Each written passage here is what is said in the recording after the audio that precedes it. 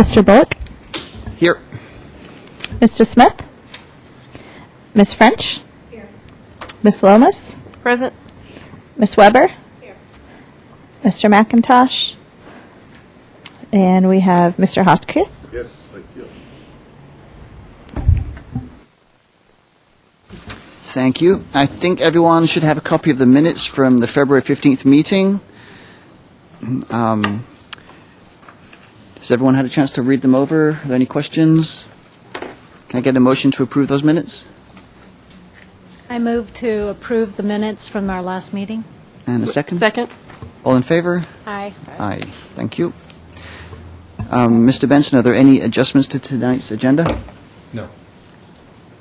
Any members of the public who'd like to comment? All right. So moving on then to the business items.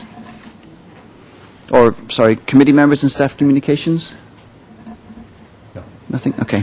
So business items, item 7A, the Mason Street Bridge Replacement Project. Leanne, do you have a presentation for us? Only to note that Lee Moldaver presented to the HLC, presented our position to the HLC a week or so ago. He sent us in our packet the key comments that he made during that meeting. He was very consistent with the direction we had provided. And the HLC has postponed the discussion indefinitely. I would like to recommend that this committee ask for, is this the right time? That this committee ask for a presentation by the planning staff, city planning staff, so that we could get a better understanding of what the development plans, long-term goal for that area is, so we could better understand why there's such a push for a large bridge. So I think that would give us more context and help us understand really the limitations behind the recommendations that are being made. Okay, thank you. So we'll ask that the city staff come and make that presentation in one of our future meetings. Any further discussion about the Mason Bridge? Mr. Chair, I would just note that also included with your packets, in addition to the report from Mr. Moldaver, is the letter that was sent from the committee to the Historic Landmarks Commission on February 15th, 2012. And then on the back page of that letter is the action taken by the Historic Landmarks Commission on February 29th.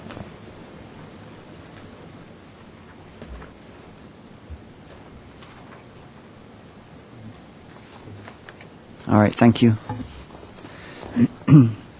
So then moving on to the Bird Refuge Maintenance and Restoration Project.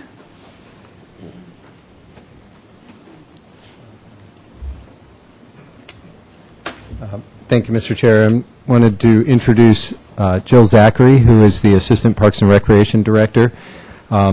This is a Parks Division project over at the Andree Clark Bird Refuge. This project went to City Council in December for some additional funding to complete the project. City Council inquired whether Measure B funds would be appropriate to use for this project, and referred the project to this committee for to request advice back to the City Council about whether Measure B funds would be appropriate. And so I'll turn it over to Ms. Zachary. Thanks. Chair Bullock and members of the Creeks Advisory Committee, I have a little deja vu going right now since I was the Creeks manager for 6 years. I'm glad to be here. I'm not planning to give you an extensive presentation about the project itself. If you would like that at a subsequent meeting, be happy to come back and do that. It's really more generally the purpose of the project, where we are in the project very generally. I've given you a handout which actually maps the areas of the project, and then get to the funding issue, because that's essentially what the City Council has asked for you to consider. So the Bird Refuge, as we like to call it for short, It's actually a 52-acre open space park. 29 acres of the park are a lake, an artificially constructed lake. Historically, the area was a salt marsh. Sycamore Creek used to actually drain into that area. It was rerouted with the construction of the railroad in the late 1800s. And then in 1929, it began to take on its current role as a bird refuge with a donation from the Clark family. We consider it an artificially modified estuary. There is a system, a gate system, which prevents the water from the bird refuge from entering the ocean, and that's located on the border, and I'll show you, of the refuge just by the Santa Barbara Zoo. Urban runoff is the primary source of water for the bird refuge. It once upon a time actually had a freshwater well that put fresh water in it, and that well silted up. And so since then it's relied entirely on runoff from an 844-acre watershed, which if you imagine that watershed, it includes a lot of the Upper Montecito, Highway 101, a golf course, and then it essentially sits in the bird refuge. Parks and Recreation Department has managed it ever since the city purchased, or at least until it became a lake, so certainly since 1929. And there you go. It gives you a location of where it is. Management includes some trail work, some weed abatement, planting. You look at this, and that's changed over time, as you can imagine. If you've ever walked along this path, there's actually interpretive signage. In the late 1980s, a series of platforms were installed because we have over 200 species of birds that actually use this lake. It's serving the purpose that it was set out to serve. At the same time, it's a challenging park to manage because of the lack of natural water, the poor water flow, the vegetation that's continued to grow, and to the point where management of it created problems with mosquito abatement. In times and years when we've had very little rainfall, the level of the lake we estimate is between 2 and 4 feet deep. There's an extraordinary amount of sediment in the lake. We have periods, if you've lived in Santa Barbara long enough, where there is a turnover and the noxious odors that emanate from the bird refuge are challenging for people that live and pass through the environment around the lake. So the city over the years has implemented a variety of management techniques for the bird refuge, and as you can imagine, those have changed as the regulatory environment's changed, as the use of the property's changed. It does support wildlife. It does support species of special concern. We did identify a tidewater goby in the surveys that we did prior to initiating the project. So it is a wildlife refuge in many ways. At the same time, vegetation within the lake has contributed to flooding on Highway 101, Southern Pacific Railroad, Cabrillo Boulevard, and as I mentioned before, over the years we've had increasing incidences where the mosquito population has been significant. Working with Vector Control District to try to manage that mosquito production, one of the solutions was to try to reduce the amount of vegetation in areas where they're particularly high. High enough to be of concern because it is a recreation facility. There are people there. There are many children at the Santa Barbara Zoo in the summertime. And it's an area that the city needed to engage more active management. In previous years, the Parks Division applied for and received emergency permits to do vegetation removal. Project does require permits from all the same agencies that all of our creeks projects require. And through that process, have realized for a number of years that we need to have a concerted management effort just to manage what's there now in a way that allows the bird refuge to function for wildlife and that also minimize the health and safety concerns associated with the park. So the proposed project essentially was to remove just under an acre of vegetation in the culverts of the project for the purpose of reducing mosquito production, reducing flooding, increasing water flow, and I'll point that out, and hopefully, if there's increased water flow, potentially reduce the potential for odors. That also relates to how much rainfall we get. There's a variety of other factors that are completely beyond our control. But if this is one of the ways that we might contribute to reducing that, that's the objective. I would also say that in the past, the Parks Division has put potable water into the bird refuge to the tune of tens of thousands of dollars. And one of our long-term objectives is that's not a sustainable way to manage this system. It's short-term response to community outcry that we needed to try to do something to make it better. As part of this project, through the permitting process, we are, the vegetation sort of replanting portion of the project is essentially mitigation for the loss of vegetation that's removed. So you have in front of you a map, and I'll just briefly show you the areas of work for the project. And it includes both culverts, and here's a culvert right here, and then there's another culvert, if you can imagine, on the other side of the municipal courts up here where Old Coast Highway exists. That is an area that drains into the bird refuge. The largest vegetation removal section in the project area is this area C. There's also a platform there. This is a platform A2. This is a platform A3. And then over here in area D, where you see the emergent vegetation, there's actually a storm drain. This is another area where we have a significant problem with mosquito production. And those lines show the proposed area for the removal of vegetation in order to increase water flow and also to provide access to vector control for the mosquito abatement. That gives you a sense of the type of work. The project description was developed working with all of the regulatory agencies. It was developed in consideration of the fact that this is the first time the city was seeking a 5-year permit, and we needed to take a step forward that we thought was reasonable, productive, manageable, and that we could then follow through with the mitigation and monitoring that would be required in order to move it forward. The project itself is just over $400,000, and it was initially allocated in the city's capital program at $157,000, and that was back in fiscal year 2008, I believe. The funding had been reduced as a result of the city's budget shortfalls, and as we were nearing receiving all of our permits and getting close to the deadline of if we're going to put this project in the winter, prior to bird nesting season, we needed to move forward and request the final funding in order to make it happen. Otherwise, we would have potentially lost an entire year towards moving forward with the project.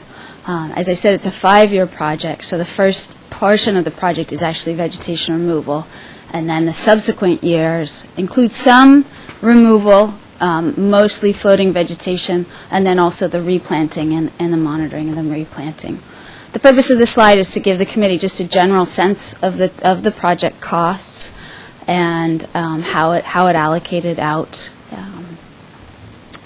When we went to council, what we asked of council was approval to transfer funds from an existing Parks and Recreation CIP project, our park restroom project.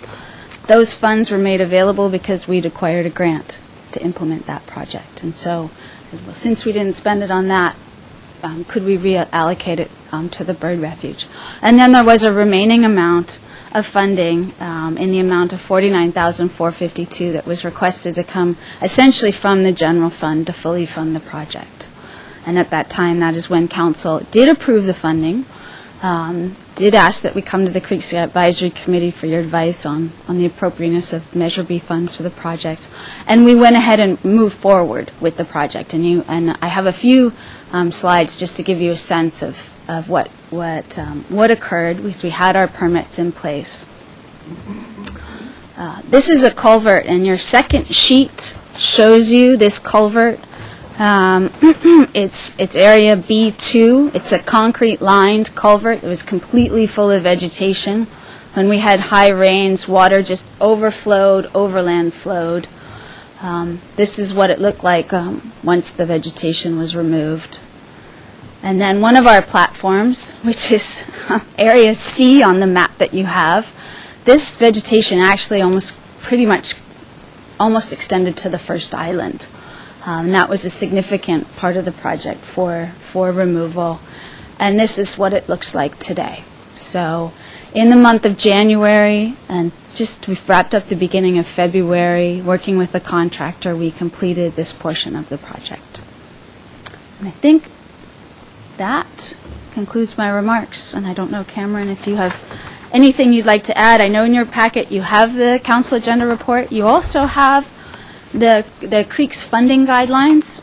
Those were first established by the Creeks Committee in 2003.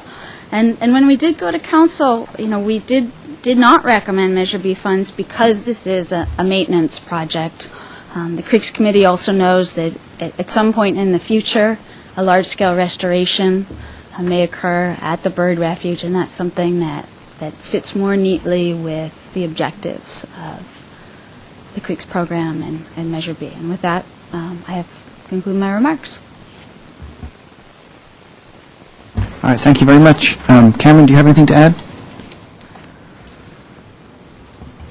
Mr. Chair, as you move into public comment on this item, I just wanted to mention that we did receive 3 letters from the public regarding this. I've passed them out to all of the committee members. The first letter is from one of the committee members, Lee Moldaver, who couldn't be here tonight, but he wanted to speak to this item in particular.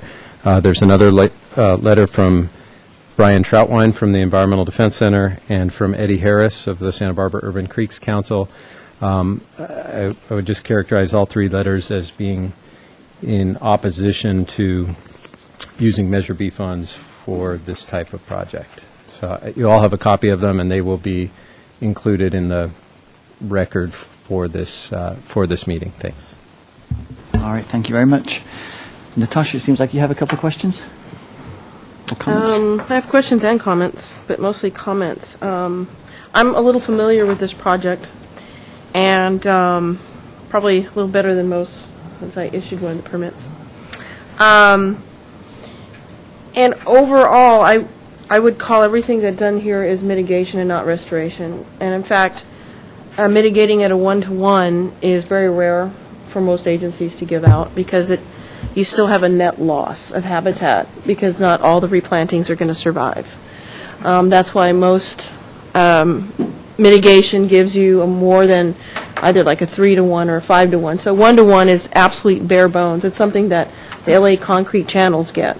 And for a project like this, it was negotiated this low mainly because of lack of funds. And the purpose of the habitat that's being removed is mostly nesting and cover sites for birds. And there's no way you can actually mitigate with that in this wetland because then you would be, again, increasing the vector problems with the mosquitoes.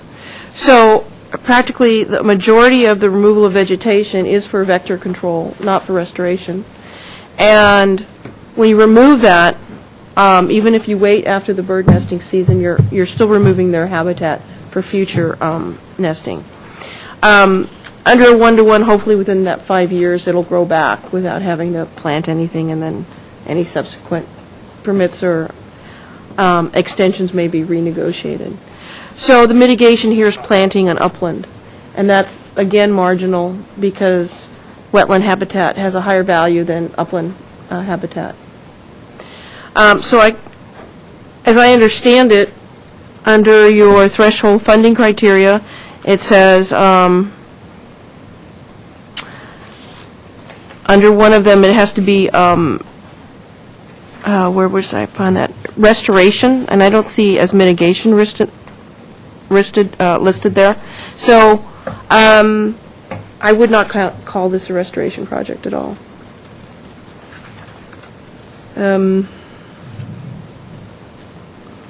And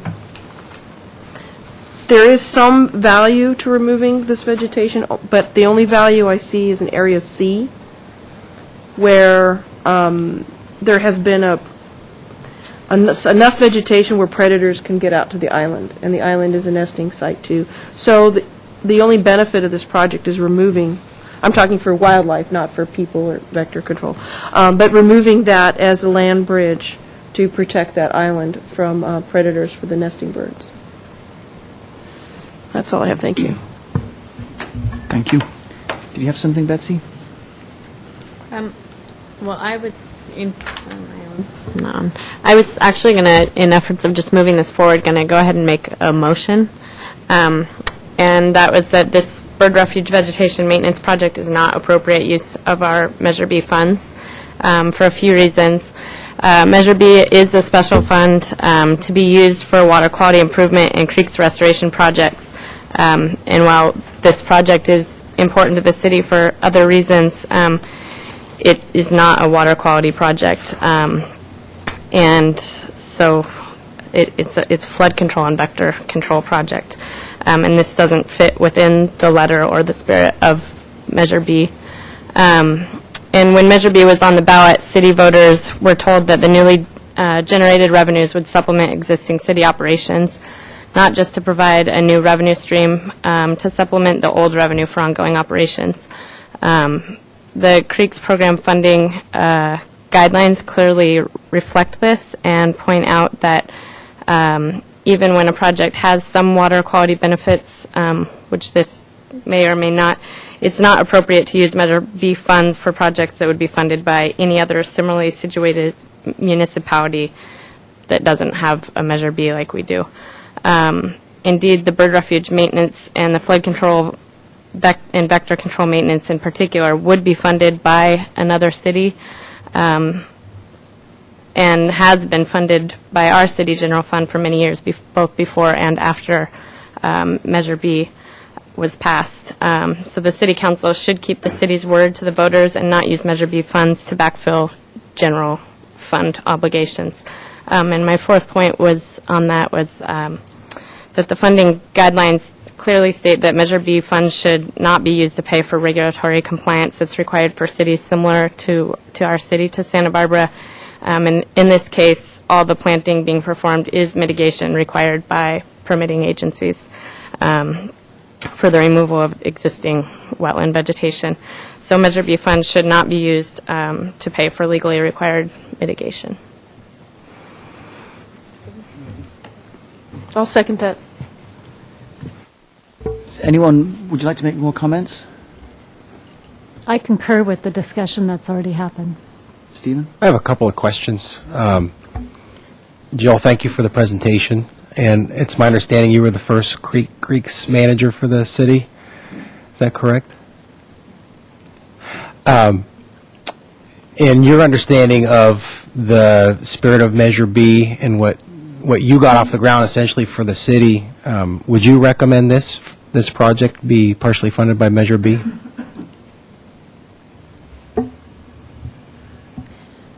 Chair Bullock and Committee Member McIntosh, as you'll note in your staff report, staff did not recommend Measure B funding when we took it to the City Council. We I realized that. General fund funding for that on the basis of the Creeks funding guidelines, that it didn't fall neatly within that. You'll also notice in your staff report that there is the potential for a restoration project at the bird refuge, and it's been recognized by the Parks and Recreation Department for many, many, many years, pre-Measure B, that that's really needed, that the way we try to manage it now is not sustainable over the long term from any number of reasons, from a wildlife standpoint, from a restoration standpoint, habitat, from the fact that it is located within a largely urbanized environment, and we need to identify a better way to manage it to meet more of the city's needs and habitat and wildlife needs. We have not been in a position to do that. The general fund hasn't been in a position to allocate that kind of funding. So we're essentially carrying out what we hope will be appropriate maintenance under the circumstances until we're able to move forward with a larger project. So thank you for that answer, and that actually leads to my second question. What happens if the additional funds, we're talking $52,000 or so that you're looking for from Measure B? What's the number? I'm sorry, I missed that. Okay. What happens to the project if those monies aren't identified or don't materialize? Oh, okay. Essentially, we will be taking the Creeks Advisory Committee recommendation back to the City Council in order to report back. And that's the next step in the project.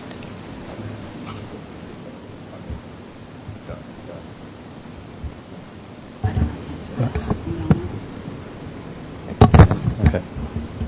So no answer? Well, when we went to the City Council, we recommended transferring funds from an existing CIP project that could have been used for another park and recreation project. I mean, our capital program is essentially zero now. Because it made sense to do that. There was a slight shortfall, and that was the shortfall that was under discussion at the council meeting in December, and that was the $49,452. Mm-hmm. So we'll be reporting back to council, as we were requested to do, the committee's recommendation. Okay, thank you. I have a question, if I might. If the council is not forthcoming, do I have to go up to you?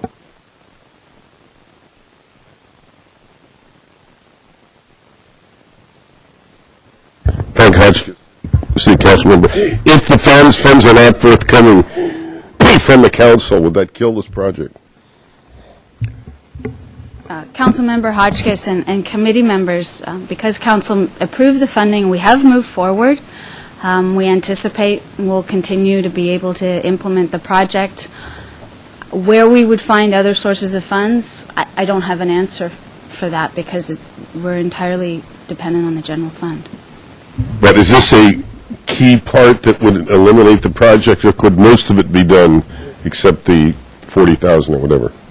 Councilmember Hotchkiss and members of the Creeks Advisory Committee, the project has different components. There's the vegetation removal component, and then there's the mitigation for the vegetation removal component, and it's a 5-year project. So what we've tried to budget, and we have a permit to do this work for 5 years, is all the costs we anticipate we will have over that term. And it's a ambitious budget, so we are trying to do it with the most economical way possible. So from that, do I gather we might be able to tighten our belts and still make this happen? Councilmember Hotchkiss, if we were to do that, it would take it out of operating funds for other city parks and recreation facilities. Thank you. Jill, I had a question, thought. I know there's long-term issues with this lake, but since it is completely surrounded by an urban environment, maybe there's an opportunity to use some innovative emerging technologies long-term to address some of that, like rainwater capture off of the urban environment. Perhaps there's gray water capture. There's a number of restaurants who benefit from its location. Maybe there's a way to do that, or even from the zoo, where it would be cleaned up enough not to create a problem in the lake, but also take advantage of the fact that that's its surroundings, and maybe there's a way to create a flow and a turnover in the water, leveraging some of its location. Chair Bullock and Committee Member French, we've been exploring all kinds of options. I neglected to mention that there was a huge study done by Penfield and Smith, and from the point of dredging the lake to aeration, and that may be something we ultimately might get to, but it would have to be part of looking at it from a restoration and function standpoint. Working with the zoo, they've had to meet water quality discharge standards for their improvements. We have been in discussion with the upstream golf course, and we're hoping that by at least addressing the culverts, remember part of this culvert is just concrete culverts, that we'll have some success just by that alone, just in the short term. So your suggestion is a great one. And if we had a magic solution that made everybody happy, we'd all jump right on it. Thank you. Well, I think it seems like a unanimous thought that the committee's recommendation would not to be use Measure B funds to complete this project. That's about right, yeah? Is it a vote? Then, all right, so Betsy's motion, would you like to restate that motion, please? Was it the whole... Okay. All right. So then, we have a second. Who seconded? I did. All right, all in favor? Aye. Aye. Aye. Aye. Thank you. All right, then, moving on to the next item is an update on the Mission Creek Fish Passage project at the Caltrans Channel. Mr. Johnson? Hello, everyone. My name's George Johnson. I'm going to talk today about, just give you guys an update on the project you just mentioned, the Mission Creek Fish Passage project at the Caltrans Channels. We can, let me use that so I can click through. So the first slide we're going to look at here is just a map of Mission Creek, the watershed that's in light blue, and then some of the projects that are happening or have happened on Mission Creek. The two projects we're going to focus on today are the lower Caltrans Channel and the upper Caltrans Channel, and then above that is the Talent Road project. We did that in 2010, and then upstream of that is Highway 192. That's being worked on by COMB right now. And they're trying to do the design to retrofit that bridge. These barriers are, the Caltrans barriers, that lower one is 0.8 miles long, and the upper one is 0.3 miles long, and they're complete barriers to fish passage. Almost all of these are. So the project purpose, obviously we want to try to get steelhead trout back up this creek. This is a photo of a steelhead trout that was in the trapped below the Caltrans Channel trying to spawn back in, I think, 2008. And then the way to do that, to get the steelhead trout up there, is obviously to remove these barriers. By doing that, we'd open almost 4 miles of habitat, 2 of which is good spawning habitat in kind of the mid to upper watershed area. It has year-round water, has the right characteristics. There's an existing population of steelhead trout. And I'll just go over a little bit about steelhead trout for those of you who don't know. It is really a rainbow trout. Most of you are probably familiar with that. The difference is that these rainbow trout, for some reason nobody really knows yet, they migrate to the ocean, and that's where they live for a couple years. They get big, but they can't spawn in the ocean, so they have to return back to fresh water to do that, kind of like a salmon. And they swim up these streams, spawn, and then and they can even return back out to the ocean and do this a couple times. Depends on how strong they are. The fish grow to be about 28 to 36 inches long when they go out to the ocean. There's a lot more food there, so they get much bigger. And then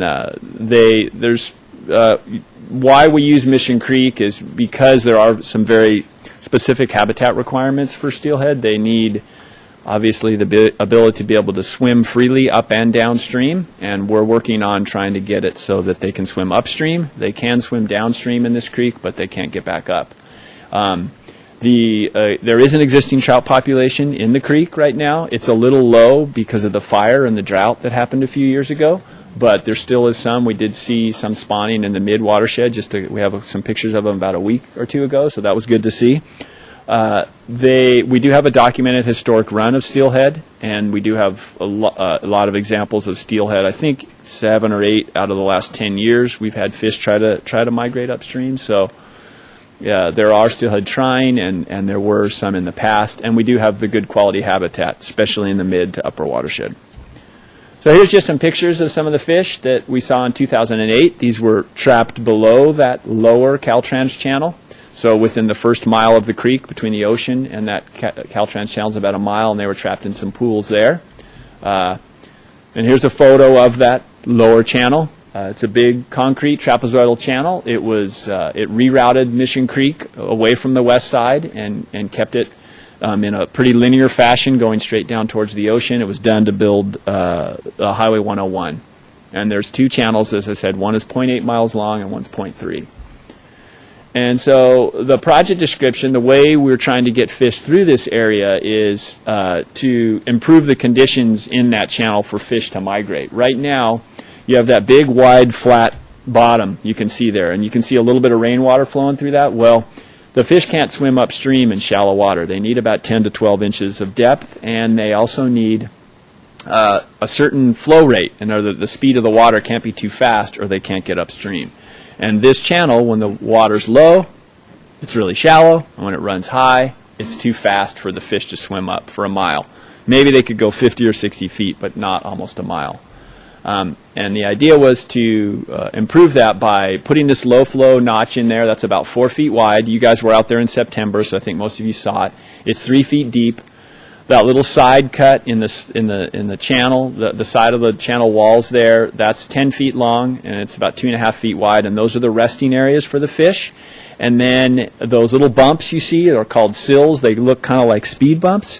Those are actually to increase the depth within the channel, and that's what they do. They back the water up so that we get the proper depth for the fish. And you're seeing the improvements we made on the upper channel here.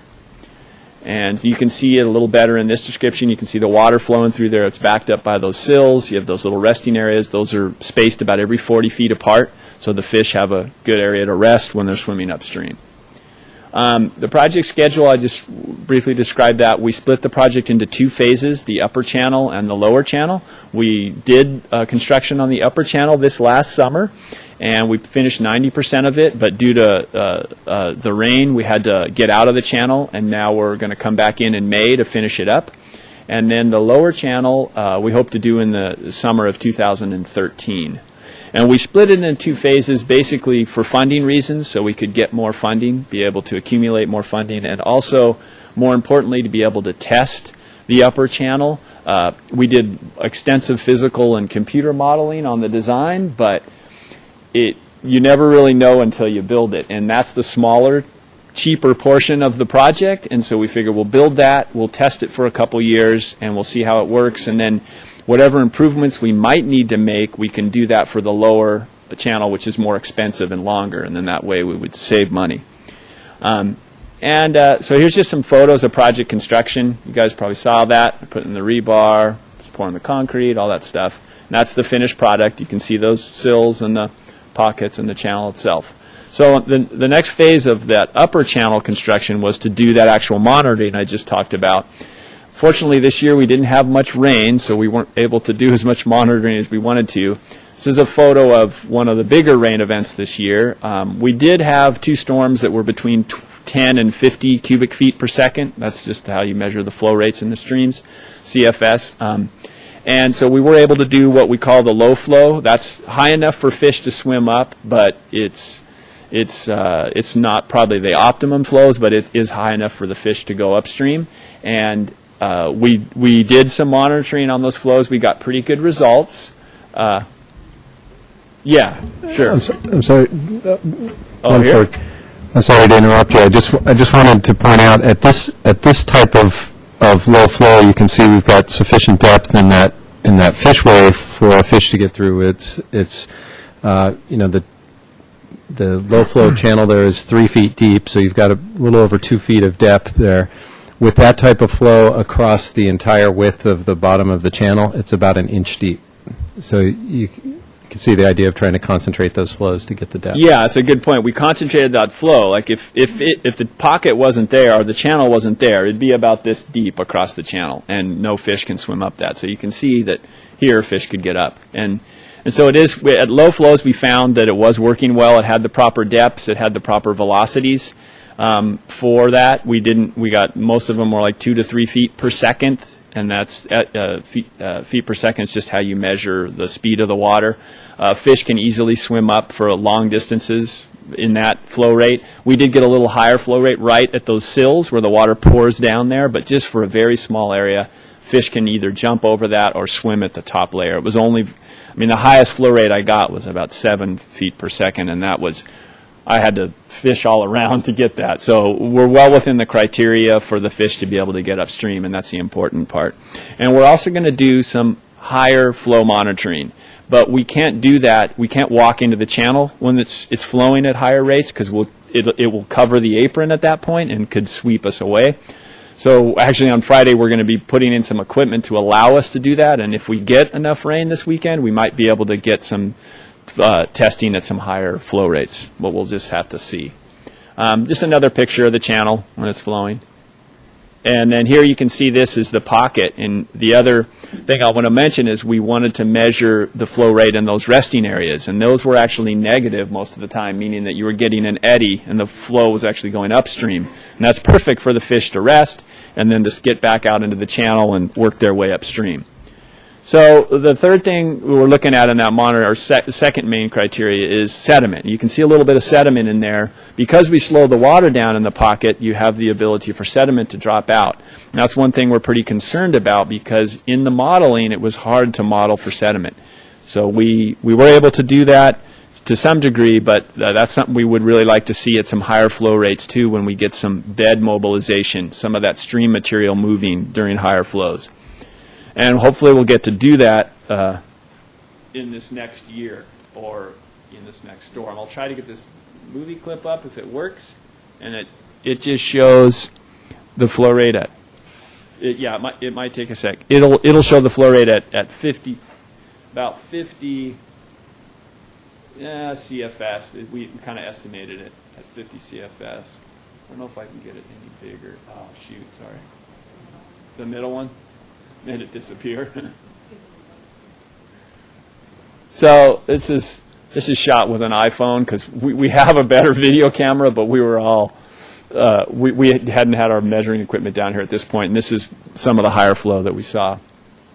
But you can see how it's working. This gives you an idea of what it looks like. You can see how the pocket and it's nice slow flow for the fish to rest, and that's it. How do I get out?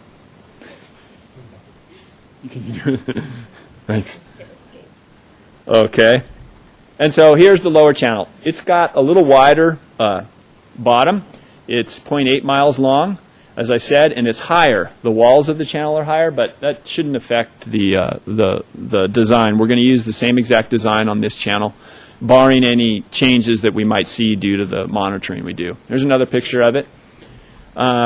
And so really we want to start that in the summer of 2013. These are the construction costs for the lower channel. It's $4.2 million to do all 0.8 miles, and that includes everything. So that should get us through. That's a good conservative price estimate or cost estimate.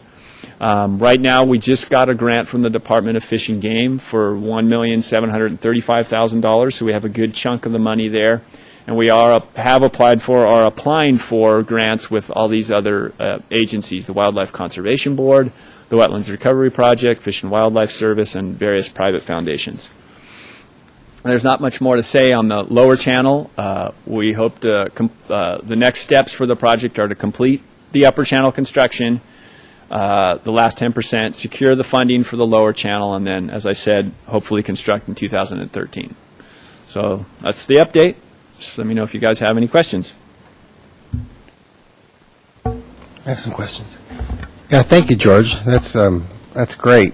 I had a couple of really basic questions. The fish that you said were trapped in Mission Creek in 2008, were those were below the Caltrans? The lower Caltrans Channel, yes. Below it, of below course. Downstream okay. of it. There's no way for them to have gotten above either of these channels? No. It's, as I said, that water, even when you get higher flows, it's flowing 20 feet per second, and the fish can maybe swim that for 10 or 20 feet, and then they just get swept back. Right. So just, okay. It's not possible for them. Okay, and you said they were trapped. So did they ever make it back out into the ocean, Some or of them did someone help them? Some of them did. Get No, airlifted? I don't know of anybody moving the fish, but sometimes people do that without anybody noticing anyone. We did get reports of seeing one fish swimming back out through that lower channel down by the railroad bridge that's usually backwatered, and it's usually deep enough for the fish, and the flows are lower down there. But nobody really knows. I don't think anybody found any dead fish in 2008. I think in 2006 we did. Someone did find a dead steelhead about 28 or 30 inches long in it below the Caltrans Channel, but it's unknown whether they got back out. But nobody found any dead bodies that I can remember. Right. Okay. What is the spawning season? Typically from December through April. You know, February and March seem to be the biggest times. That's when you have a good base flow from the winter rain, and then you get some extra rains in the spring.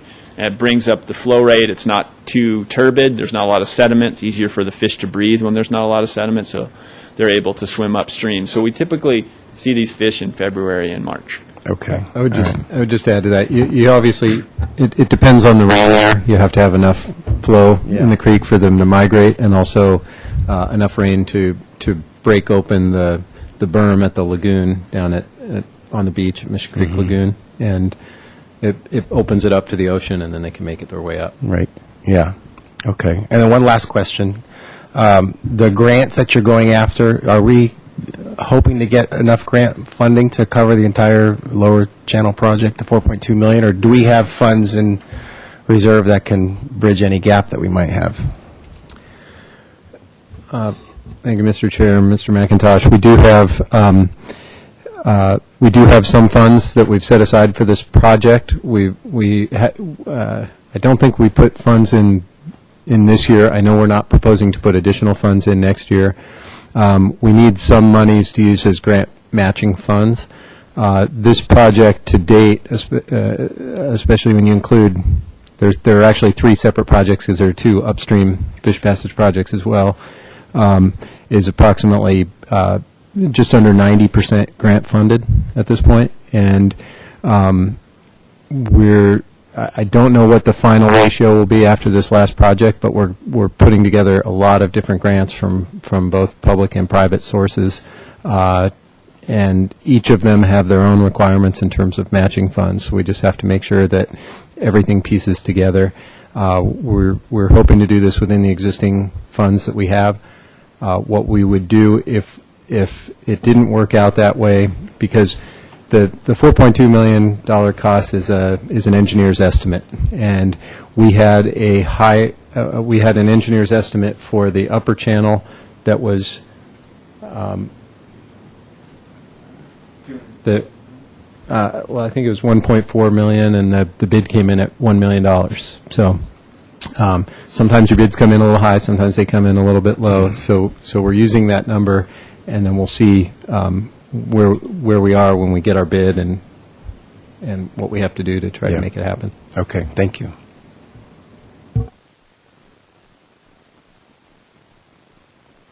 May I ask a question?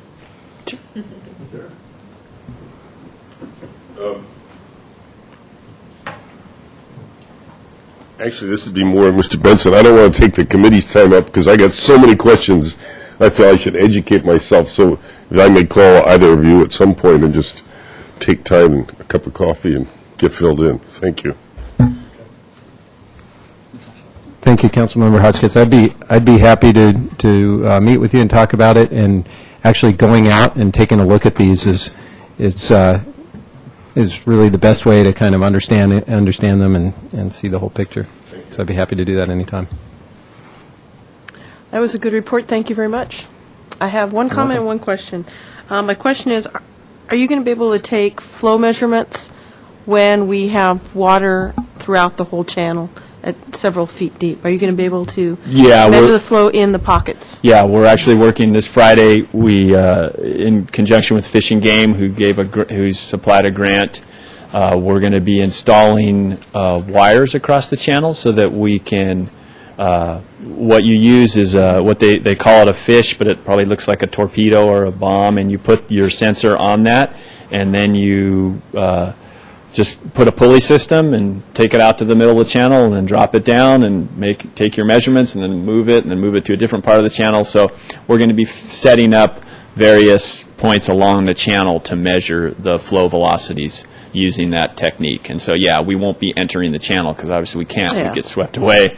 And so that'll be that's the technique we're going to use. And we might be able to use it this Saturday. We'll see. We get enough rain. Great. I would just add to that we're working with Department of Fish and Game and National Marine Fisheries Service fish biologists and engineers on the monitoring program.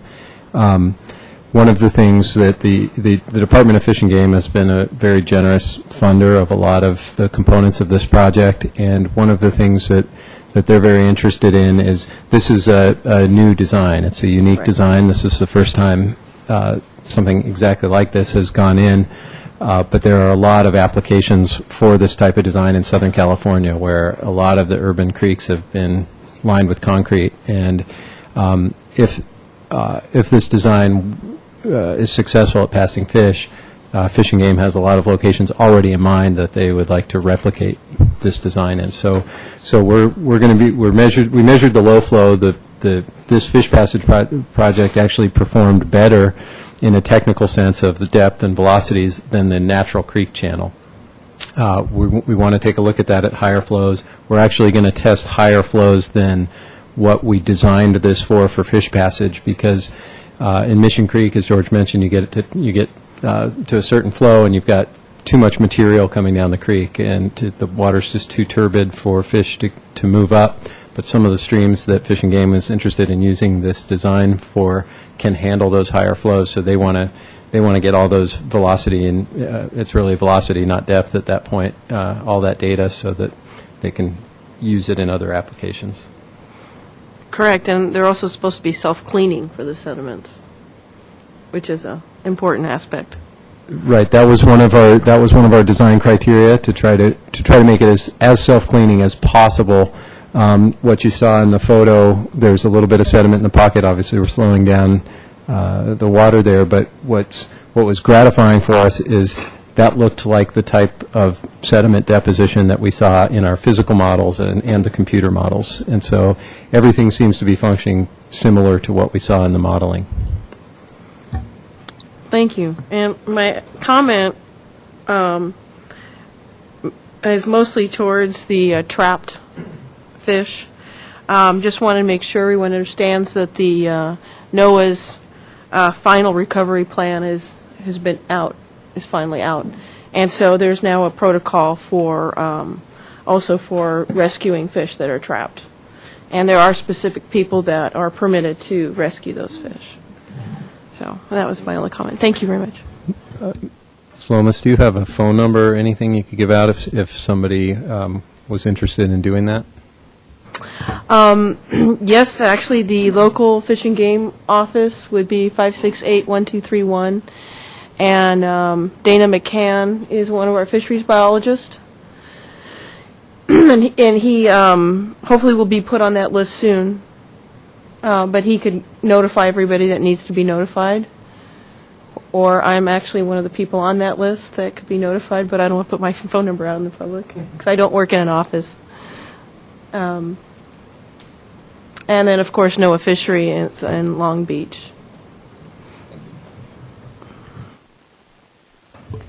I just had a quick comment. It's really neat to see those photos of the project mostly completed, but I was also just curious, once you start up again in May, how long do you expect to take to finish the upper channel? About a month. Okay. So not very long, because about 90% of it's completed, so it shouldn't take us very long. We just have the last 80 feet of the channel. It's a little more complicated because we have to build an access road as part of it, but we don't think it'll take much longer. 4 to 6 weeks. I think 6 would be the top, but we hope to get it done in a month. And we'll start that in May, probably, depending on rain. George, thank you for a great presentation, and I wanted to congratulate the Creeks group for the grant that you've just received for $1.7 million. Thank you.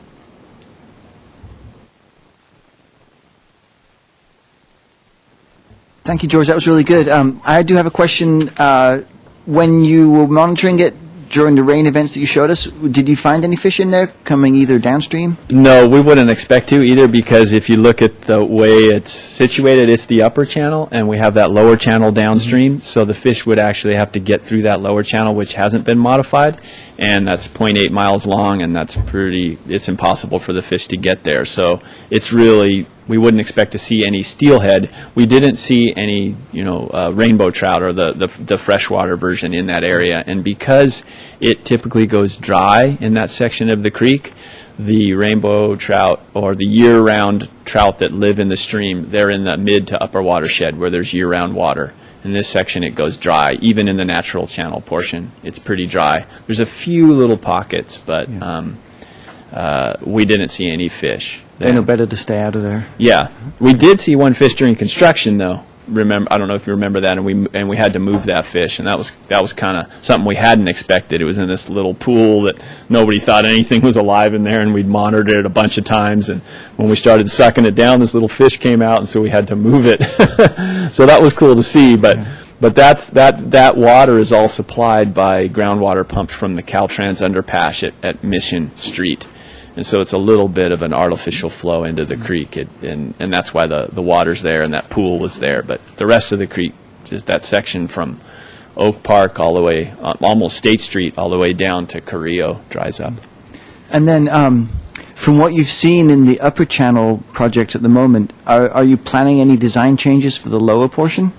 Not at this point. No. We great. didn't have anything that was significant with the design of the features. You know what you see. We may try to do some cost savings and use a little bit less material. We had a lot of rebar in the first one. It seemed like a little bit of an overkill, and so we have talked to the engineers about that, and they think they can reduce the amount of metal we put in there, which will help save construction costs. Okay, thank you. Does anyone have any further comments? No? All right, thanks very much. Okay. Are there any other announcements or comments or speculations about anything anyone would like to make? No? Well, then, can I get a motion for adjournment? So moved. And a second? I'll second that. All right, all in favor? Aye. Aye. Aye. Thank you.